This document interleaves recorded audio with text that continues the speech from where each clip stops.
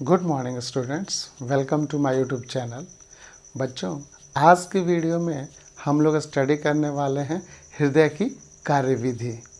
तो हमारा हृदय कैसे वर्क करता है, इसको हम लोग समझेंगे कि हमारा हृदय कैसे कार्य करता है। तो वर्किंग ऑफ हार्ट को स्टडी करने से पहले हम लोग एक हृदय का डायग्राम हम लोग बनाते हैं, और आप भी साथ साथ बनाइए और इसका अभ्यास कीजिए, क्योंकि ये आपके बोर्ड एग्जामिनेशन के लिए काफ़ी इम्पॉर्टेंट है। ये मैक्सिमम 5 मार्क्स का क्वेश्चन हमेशा पूछता है। तो डायग्राम बनाने का जो स्किल है उसको आप भी डेवलप कीजिए, और मैं भी हार्ट बनाने की कोशिश करता हूँ। तो चलिए बोर्ड पे और हम लोग बनाते हैं हार्ट का इंटरनल स्ट्रक्चर।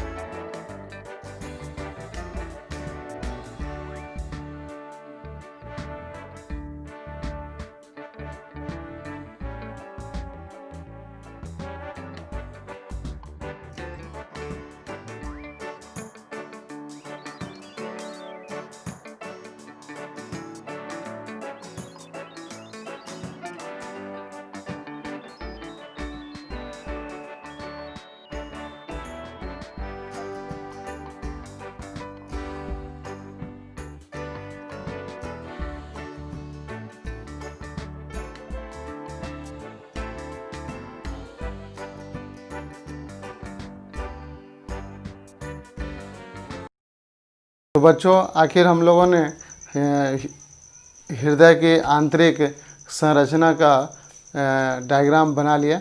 अब हम लोग हृदय की क्रियाविधि को या हृदय की कार्यविधि को समझेंगे। तो चलिए हम लोग इसको समझते हैं।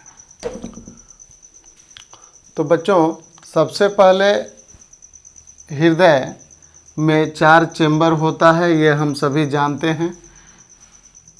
दायां अलिंद, बायां अलिंद, दायां निलय और बायां निलय, यानी right auricle, right ventricle, left auricle, left ventricle.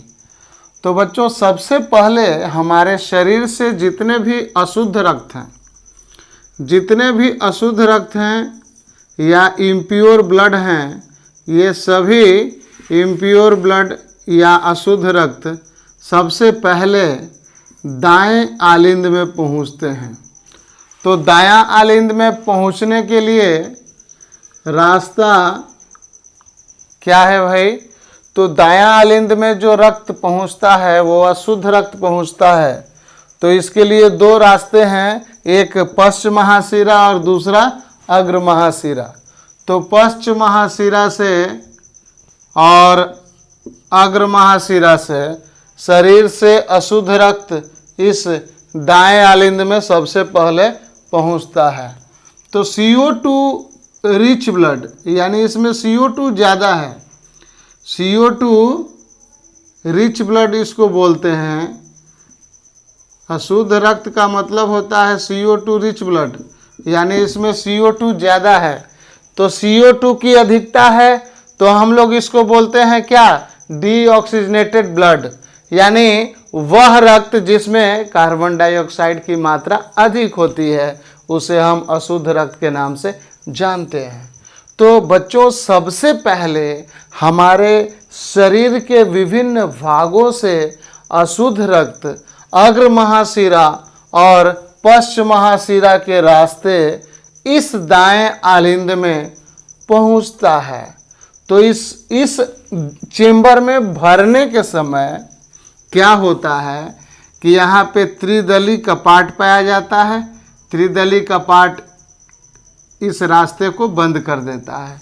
तो जब ये कॉन्ट्रैक्शन करेंगे, पैपिलरी मसल्स जो है, ये पैपिलरी मसल्स जो है रिलैक्स होगा तो क्या होगा, ये बंद हो जाएगा। तो जैसे ही ये बंद हो जाएगा तो यह त्रिदली का पार्ट जब बंद हो जाएगा तो इसमें रक्त भरना शुरू हो जाएगा। और जब पूरा का पूरा रक्त ये भर जाएगा तो एक प्रेशर जनरेट होगा, और उस प्रेशर जनरेशन के कारण ये जो दायां आलिंद है ये मांसपेशी का बना है। हम सभी जानते हैं कि पूरी की पूरी हृदय जो है एक विशेष प्रकार के मांसपेशी से बना है, एक विशेष प्रकार के मसल से बना है जिसे हम कार्डियक मसल या हृदय पेशी के नाम से जानते हैं। तो ये कॉन्ट्रैक्शन करता है। हृदय में दो काम होता है बच्चों, या कोई भी मांसपेशी दो काम करता है, याद रखोगे। एक होता है कॉन्ट्रैक्शन यानी संकुचन, और दूसरा होता है शिथिलन यानी रिलैक्सेशन। यानी हमारे शरीर की कोई भी पेशी, कोई भी मसल्स, कोई भी मांसपेशी दो काम करता है, एक कॉन्ट्रैक्शन, दूसरा रिलैक्सेशन, यानी संकुचन और शिथिलन। ठीक है। तो संकुचन में कोई भी चीज़ खींचेगी अपनी ओर, और शिथिलन का मतलब वो पुनः अपने वास्तविक पोजीशन में, वास्तविक स्थिति में चली जाएगी। तो बच्चों, इस तरफ से दायां आलिंद में शरीर के विभिन्न भागों से अशुद्ध रक्त पहुंचता है। त्रिदली का पार्ट पहले बंद हो जाता है, तभी तो ये भरता है। और इधर क्या होता है, इधर ध्यान दीजिए, फेफड़ा से प्योर ब्लड फुफ्फुस शिरा से होते हुए इसमें पहुंचता है शुद्ध रक्त, इसको बोलते हैं।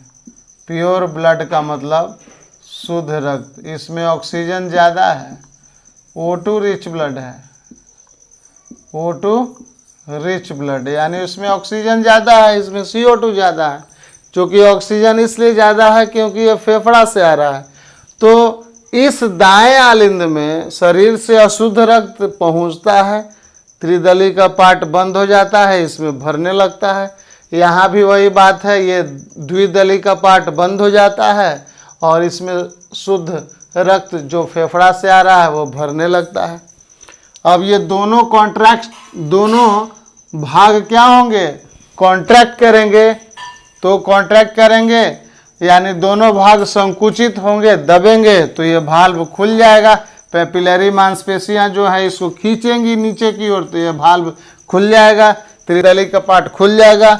इधर की पैपिलरी मांसपेशियां इनको खींचेंगी, ये द्विदली का पार्ट खुल जाएगा नीचे की ओर दरवाज़ा, और ब्लड जो है इसमें पहुंचने लगता है।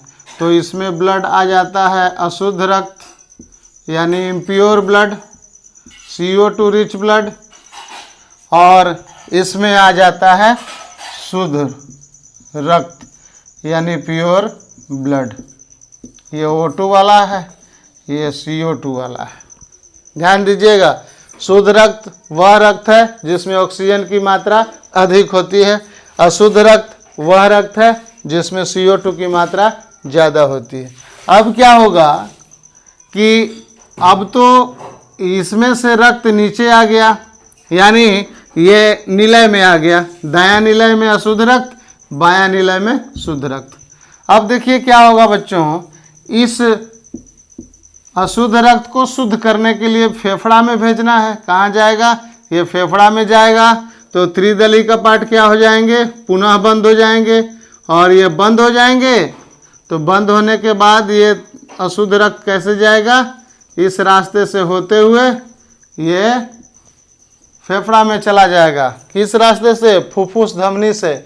यहाँ लिखा हुआ है फुफ्फुस धमनी। मैंने आपको पिछले वीडियो में बताया था कि फुफ्फुस शिरा होता है जो कि कहाँ से निकलता है? वह निकलता है दायां निलय के अग्रभाग से, यानी दायां निलय के आगे वाले भाग से फुफ्फुस शिरा निकलता है। यह आगे चल के दो धमनियों में बट जाती हैं, दायां फुफ्फुस धमनी और बायां फुफ्फुस धमनी, और ये अल्टीमेटली फेफड़ा में जाकर के मिल जाती हैं, और यह अशुद्ध रक्त क्या हो जाता है? शुद्ध रक्त हो जाता है।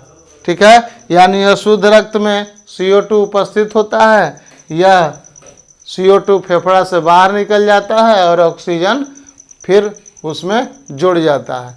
वही ब्लड शुद्ध होकर के फिर वापस फुफ्फुस शिरा से होते हुए किस में आता है? तो बायां आलिंद में पहुंचता है। तो बच्चों, दायां निलय से जितने भी अशुद्ध रक्त हैं वह फुफ्फुस धमनी से होते हुए ये फेफड़ा में जाते हैं, और यहाँ जो बायां निलय में शुद्ध रक्त पहुंचा है यह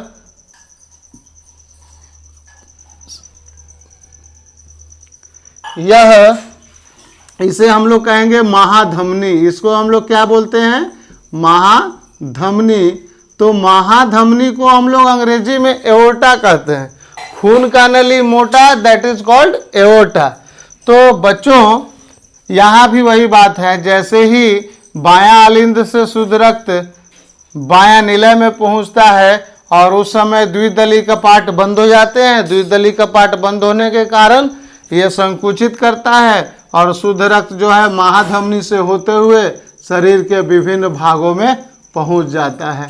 तो यह ऑक्सीजन युक्त रक्त, यह शुद्ध रक्त शरीर के विभिन्न भागों तक चला जाता है और हमारे शरीर के विभिन्न भागों में ऑक्सीजन को भी पहुंचा देता है। तो रक्त का प्रमुख कार्य क्या है? ऑक्सीजन को हर एक कोशिकाओं तक पहुंचा देना, हर एक कोशिकाओं तक पोषक पदार्थों को पहुंचा देना। तो हृदय हमारे शरीर के विभिन्न भागों में रक्त का संचार करता है, रक्त का परिसंचरण करता है। तो बच्चों, इस फिगर को आप बनाइए, इसको अभ्यास कीजिए और एक बार फिर समझ लीजिए। सबसे पहले अशुद्ध रक्त हमारे शरीर में पहुंचता है। सबसे पहले अशुद्ध रक्त हमारे हृदय के दाएं आलिंद में पहुंचता है। वहां से अशुद्ध रक्त नीचे दायां निलय में आता है और दायां निलय से अशुद्ध रक्त फेफड़ा में जाकर शुद्ध हो जाता है, और वही शुद्ध रक्त पुनः हमारे शरीर में फुफ्फुस शिरा से होते हुए शुद्ध रक्त में फुफ्फुस शिरा से होते हुए बायां आलिंद में आता है, और बायां आलिंद में आने के बाद वह बायां निलय में पहुंचता है और यहाँ से शुद्ध रक्त महाधमनी से होते हुए शरीर के विभिन्न भागों में बट जाती है। तो आप जो है इसको अधिक से अधिक अभ्यास करें डायग्राम का। ठीक है, तो इसको जल्दी से आप भी अभ्यास कर लीजिए, उतार लीजिए।